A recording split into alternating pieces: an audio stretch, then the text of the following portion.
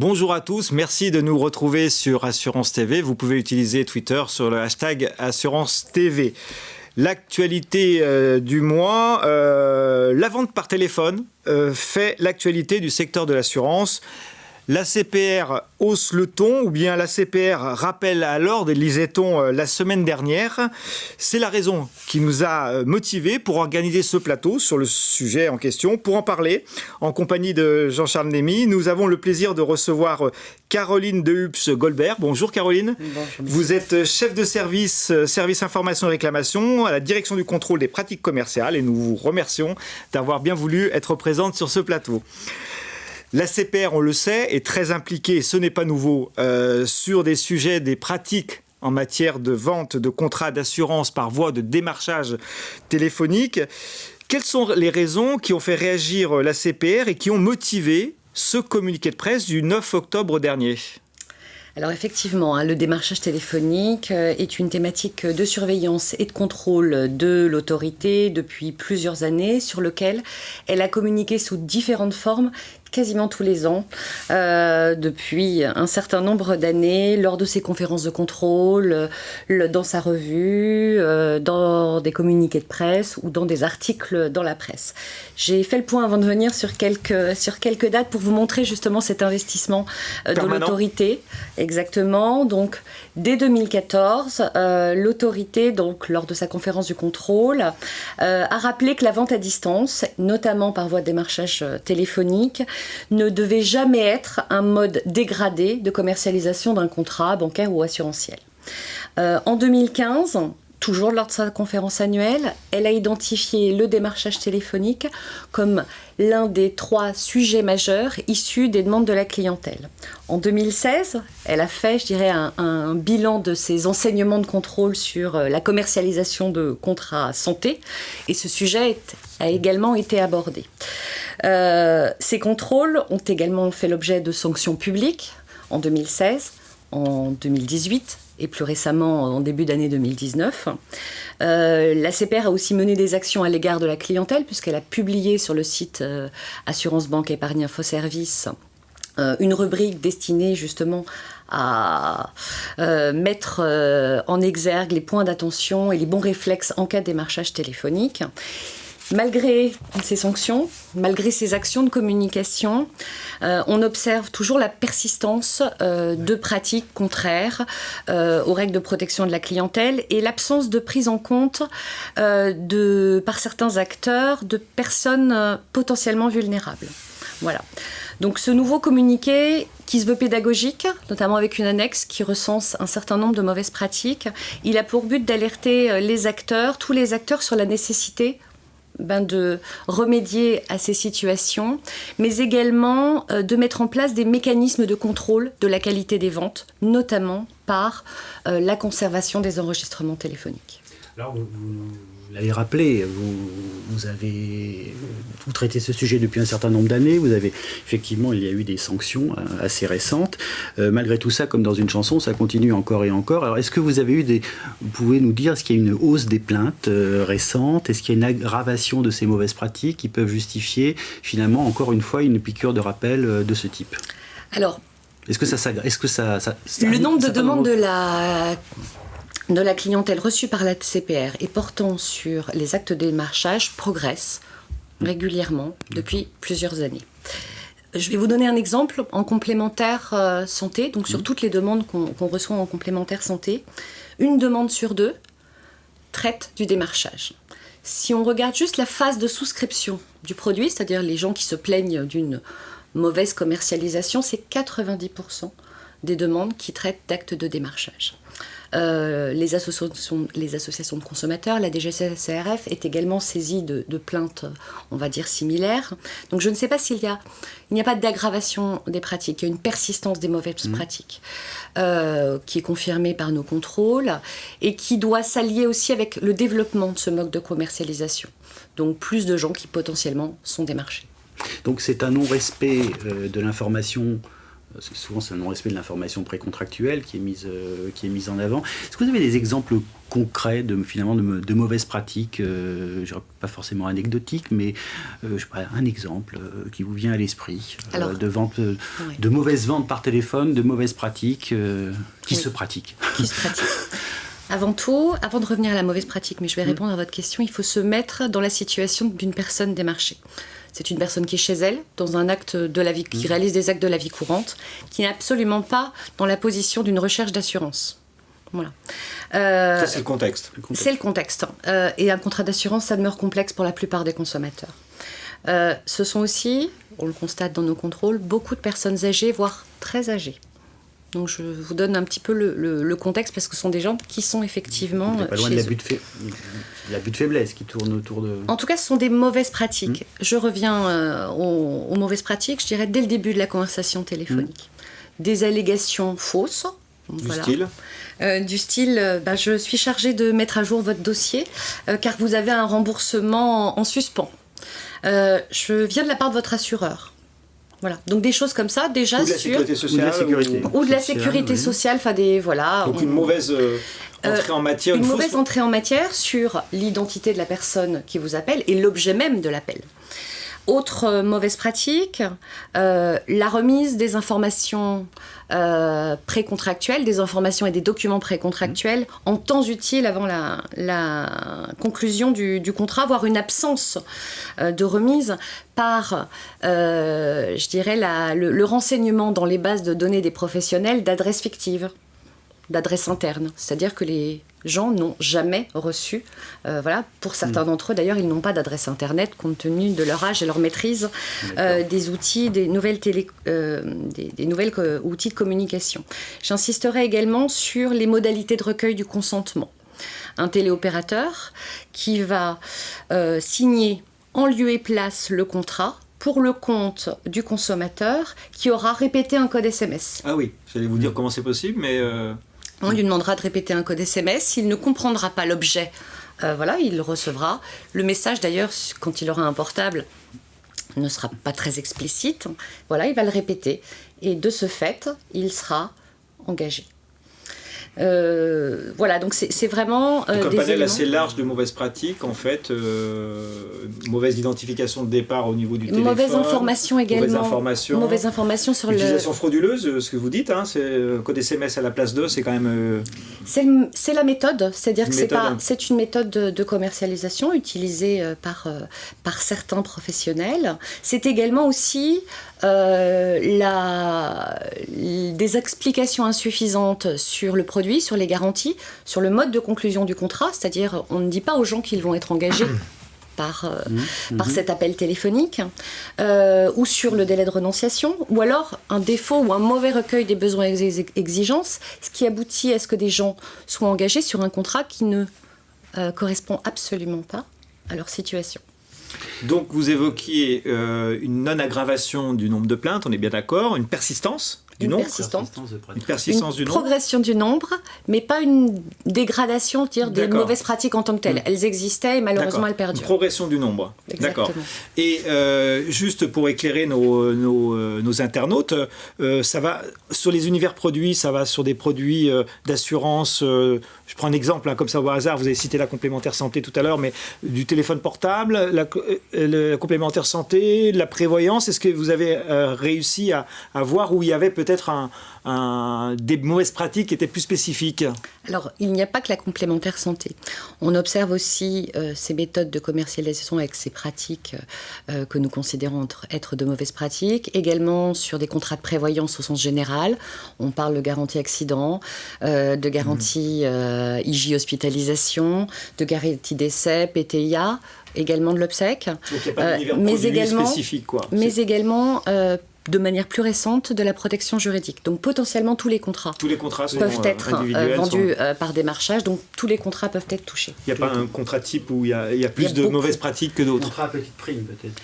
Des contrats effectivement à petite prime, où on décèle un petit peu moins le prélèvement, moins rapidement le prélèvement, on va dire, auquel on n'a pas consenti. D'accord. On n'est pas loin de manœuvres dolosives dans ce que vous nous décrivez dans ces méthodes de vente. On est en tout cas dans certains cas, dans des méthodes où le consentement du client n'est pas recueilli de manière éclairée. Et voilà, c'est la base du contrat, l'information et le recueil du consentement de manière éclairée. Alors vous intervenez évidemment, je crois que le législateur tente d'intervenir aussi. Il y a, si nous ne trompons pas, 2 propositions de loi qui sont relatives au démarchage téléphonique. Alors pas forcément qu'en assurance, mais évidemment il y aura une portée. Il y a aussi, je crois, un avis du Conseil du CCSF sur ce sujet. Est-ce que vous avez des précisions ou des compléments d'information Alors sur le démarchage téléphonique, le dispositif il a déjà évolué récemment puisque le système d'opt-out en cas de démarchage via Bugtel a été maintenu et les sanctions en cas de non-respect ont été renforcées. Ces 2 propositions de loi auxquelles vous faites référence, déjà effectivement elles ne sont pas spécifiques à l'assurance et elles doivent suivre leur cheminement législatif.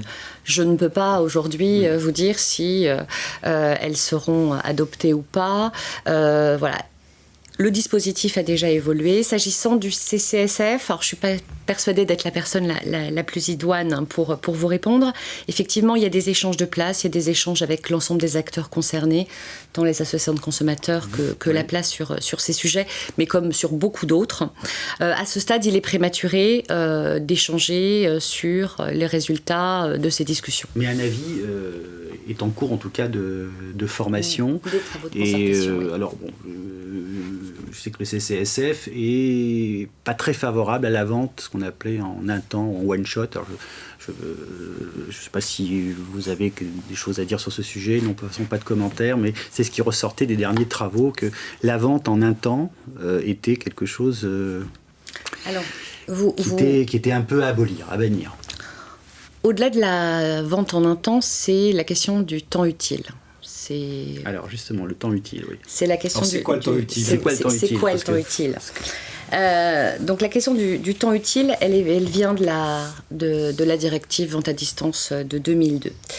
Il n'est pas défini strictement, encadré par un délai qui serait fixé. Quel est ce temps utile ? D'ailleurs, il peut être très différent selon le consommateur. Prenons l'exemple d'une personne âgée qui a besoin de prendre des conseils de ses proches avant de s'engager, voilà, et versus quelqu'un qui travaillerait dans le domaine de l'assurance. Le temps utile pour ces 2 personnes sera très différent. En tout état de cause, et je reviens à votre question et à votre phrase du début, à l'évidence, remettre l'information et les documents contractuels quelques minutes ou quelques dizaines de minutes au mieux avant la conclusion du contrat, après avoir énoncé très rapidement qui je suis, quelles sont les garanties, éventuellement les exclusions, si on a de la chance, de garantie, et puis conclure le contrat. Ça ne nous paraît pas être, lors du même appel, c'est-à-dire ce que vous appelez la vente en un temps, ça ne nous paraît pas être ça nous paraît pas pouvoir constituer un temps utile. Je reviens d'ailleurs sur une des sanctions qu'a prononcée la CPR, qui moi me semble assez parlante. En moyenne, dans les dossiers retenus par la commission des sanctions de la CPR dans ce dossier, la conclusion, le temps entre le début de l'appel et la conclusion du contrat était inférieur à 5 minutes. Voilà. On a en tête ce dossier. Vous avez en tête ce dossier. On l'a commenté. Et donc effectivement, il est très compliqué en moins de 5 minutes.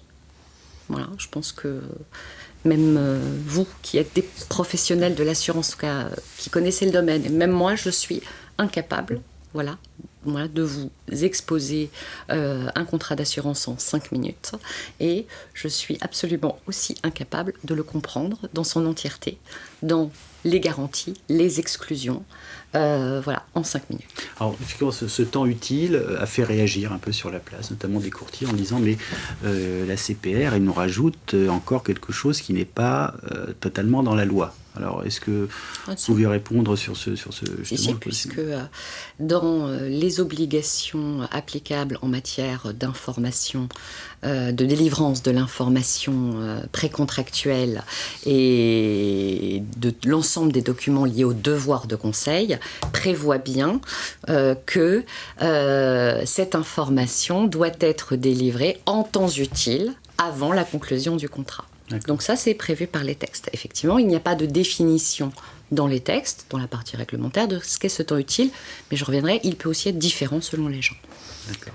Oui, moi, je comprends pas tellement ce temps utile, en fait, parce que si j'ai bien compris, il est à géométrie variable, ce temps utile, en fonction de son âge, peut-être, en fonction de sa situation professionnelle, etc. C'est quoi le temps utile, en fait? Comment il peut se définir concrètement? Je vais vous expliquer en vous donnant un exemple, en prenant l'exemple d'un contrat santé, qui est un contrat santé. Avant d'accepter un nouveau contrat, il faut que vous connaissiez effectivement et que vous ayez compris les montants de remboursement auxquels dont vous pourrez bénéficier. Le type de dépenses qui seront exclues. Il y a un certain nombre de dépenses dans tous les contrats santé, des dépenses exclues. Donc, vous devez lire attentivement la documentation contractuelle et à minima le tableau des garanties. En complémentaire santé, la quasi-totalité des personnes démarchées sont déjà équipées d'un contrat santé. Donc ces personnes, elles ont un contrat santé. Donc elles ont nécessairement besoin d'un temps de comparaison, des garanties existence versus la proposition qui leur est faite, sans préjuger de la qualité de la proposition qui leur est faite, au regard de leurs besoins et de leur situation personnelle. Donc là encore, il faut du temps. De surcroît, pour ce type de contrat, ils peuvent couvrir plusieurs personnes de la famille. On ne s'engage pas souvent sur ce type de contrat pour sa seule personne. On va pouvoir s'engager pour le couple, les enfants, etc. Et donc là aussi, ce ne sont pas ce type des décisions qu'on prend obligatoirement tout seul, très rapidement, au téléphone. Même si on sort des contrats complémentaires santé, pour tout un tas d'autres contrats, on peut déjà être assuré. Et un des sujets aussi en assurance, c'est la surassurance, c'est-à-dire que beaucoup de gens ne savent pas qu'ils sont couverts par un autre contrat. Voilà, donc c'est un sujet. Donc il faut aussi pouvoir prendre le temps, même pour de vérifier qu'on n'est pas déjà assuré. Et si on est déjà assuré, là encore, de comparer les garanties proposées au regard des garanties dont on dispose déjà. Donc c'est ça ce temps utile. Dans votre doctrine, vous faites une différence entre le client, déjà client et le prospect, où ça vise l'ensemble finalement de la personne appelée. Alors, c'est-à-dire que la personne ne connaît pas l'assureur, elle est démarchée, donc là effectivement vous fixez un certain nombre de règles. Par contre la personne connaît déjà l'assureur, il est client, il est rappelé. Est-ce qu'il y a une différence est-ce qu'on peut faire une différence finalement? Il peut avoir effectivement un contrat MRH. Oui, par exemple. Voilà, et être appelé pour un autre type de contrat très différent. Est-ce que ça change en soi le fait qu'il faut du temps pour comprendre les garanties? Non, comme ça, là, voilà, vous effectivement, vous connaissez l'assureur. Voilà, vous avez une relation contractuelle avec lui, vous avez choisi, ces garanties parce que celles proposées correspondaient au regard de votre besoin, par exemple en multirisque habitation. Voilà, le prix, les garanties, tout vous convenait, vous avez consenti. On vous propose un autre type de contrat, ça ne vous empêche pas de devoir comparer. Si je reprends l'exemple de la complémentaire santé, votre assureur MRH vous propose un contrat santé, voilà, eh bien, vous êtes déjà couvert pour un contrat santé. Donc, vous devez aussi comparer la proposition qui vous est faite au regard de celle dont vous disposez déjà. Donc, il y a ce temps utile, il est aussi nécessaire qu'on connaisse ou pas l'assureur. On va pouvoir connaître très bien son contrat MRH, éventuellement, mais on ne connaîtra pas le contrat santé ou prévoyance qui est par ailleurs proposé par le même assureur. Mais alors, rassurez-nous, est-ce qu'il y a des sociétés qui travaillent bien? Parce que... Alors l'idée, bien évidemment, ce n'est pas de jeter l'opprobre sur une profession. D'ailleurs, qui dans sa très grande majorité travaille sérieusement. mais c'est de faire en sorte que collectivement, y compris avec l'ensemble de la chaîne de distribution, du producteur, l'assureur, jusqu'au distributeur de proximité, en passant le cas échéant par un courtier grossiste, on puisse faire en sorte que ces pratiques contestables cessent. Je vous le disais en début d'émission, c'est un sujet dont l'ACPR parle depuis, au moins publiquement en tout cas depuis 2014, qu'elle n'a cessé d'aborder. Donc c'est important aussi qu'il y ait cette mobilisation globale des acteurs, parce que c'est aussi une question d'image pour le marché. Voilà, puisque lorsque des articles paraissent sur les pratiques d'un tel ou d'un tel, voire des pratiques qu'on peut comprendre quand on est public comme générales, voilà, je pense que ça nuit aussi à l'image du marché, et qui, là encore, je le dis, travaille dans sa grande majorité de manière correcte et n'a pas de mauvaises pratiques telles que celles que j'ai abordées. Je vais revenir 30 secondes, il nous reste 4 minutes, sur le temps utile. Il y a un délai de renonciation sur la vente à distance qui est fait justement pour comparer un certain nombre de choses si jamais on s'est trompé. Donc ce temps utile, il vient se rajouter au délai de renonciation ? Alors le délai de renonciation, il part... Alors, selon le type de contrat, oui, à compter du consentement ou à compter de la prise d'effet des garanties. Oui. Donc, prenons le cas, mais ça suppose quoi ? Que le consentement, il ait été recueilli de manière correcte. C'est-à-dire qu'effectivement, je renonce, je me suis engagée correctement. Et si je ne suis pas engagé correctement, j'ai dans ce délai-là la possibilité de me rétracter ? Mais si vous ne vous êtes pas engagé correctement, est-ce que le contrat est valide ? C'est une question. Donc est-ce que... Voilà, et c'est d'ailleurs un sujet qu'on aborde également dans le communiqué de presse sur le traitement des réclamations par certains acteurs de marché, traitement des réclamations qu'on considère, on va dire, dans certains cas insuffisants. La personne conteste son consentement. Elle conteste son consentement. Pourquoi ? Parce que, effectivement, on le disait, c'est des petites sommes, elle s'en aperçoit au bout d'un mois. Voilà. Ou alors, quand on est sur un contrat qui prend effet, pour lequel le délai de renonciation part à compter de la date de prise d'effet des garanties, eh bien, ça peut être très tard par rapport au moment de l'appel. On ne se souvient même plus qu'on a été appelé. On ne se souvient même plus qu'on a été appelé et qu'on n'a pas consenti. À partir du moment où, je dirais, c'est le principe même du consentement. Opposer le délai de renonciation, et donc le dépassement du délai de renonciation comme un motif de refus de l'annulation du contrat, ça ne me paraît pas, en tout cas nous, côté ACPR, ça ne nous paraît pas être une bonne pratique. Voilà. Donc le délai de renonciation de 14 jours, il court à partir du moment où le consentement a été donné de manière éclairée. Voilà.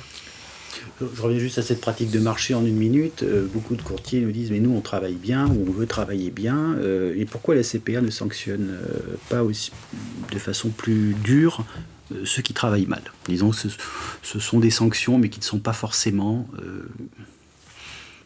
qui ne vont pas changer les choses. Enfin, la CPR sanctionne, elle fait... sur cette thématique, elle a prononcé un certain nombre de questions. Est-ce qu'elle est assez sévère ? Alors déjà, ce n'est pas moi qui prononce les sanctions, c'est bien la commission des sanctions qui, au regard des faits qui lui sont rapportés, des arguments évoqués, va aussi prendre en compte des éléments tels que la proportionnalité de la sanction, puisque c'est une juridiction et que, ce fait, elle va prendre en compte cette proportionnalité de la sanction. Donc on peut considérer qu'elles ne sont pas suffisantes. C'est un thème sur lequel l'ACPR a déjà beaucoup sanctionné. Les contrôles continuent, l'attention continue. Donc elle ne va pas relâcher son attention et arrêter, parce que nous avons sorti un communiqué de presse, arrêter de contrôler sur ce thème, en tout cas. Voilà. Juste pour finir, alors donc le communiqué de presse, ce fameux communiqué de presse du 9 octobre, vous l'avez dit tout à l'heure, vous êtes soucieux, la CPR est très soucieux de l'image du secteur de l'assurance, mais est-ce que cette forme de communication finalement n'a pas un effet retour qui met l'opprobre sur l'ensemble de la profession ? Non, parce que si vous le lisez bien, nous ne jetons pas l'opprobre sur l'ensemble des professionnels, mais nous indiquons bien qu'il s'agit de certains professionnels. Donc voilà. Donc pas de raccourci. Il n'y a pas de raccourci. D'ailleurs, les mots sont pesés. On identifie bien qu'il s'agit de certains professionnels. Donc on peut bien vendre par téléphone. Et qu'on peut bien vendre, je le dis là encore, si on fait les choses correctement, qu'on respecte ce temps utile, qu'on apporte l'ensemble des informations liées à son identité, l'objet de l'appel, les garanties, voilà, qu'on respecte ce temps utile, voilà, et les modalités de recueil du consentement éclairées. Madame de Goldberg, merci beaucoup d'avoir fait ces quelques précisions. Jean-Charles Mémy, merci de votre présence. Merci à vous.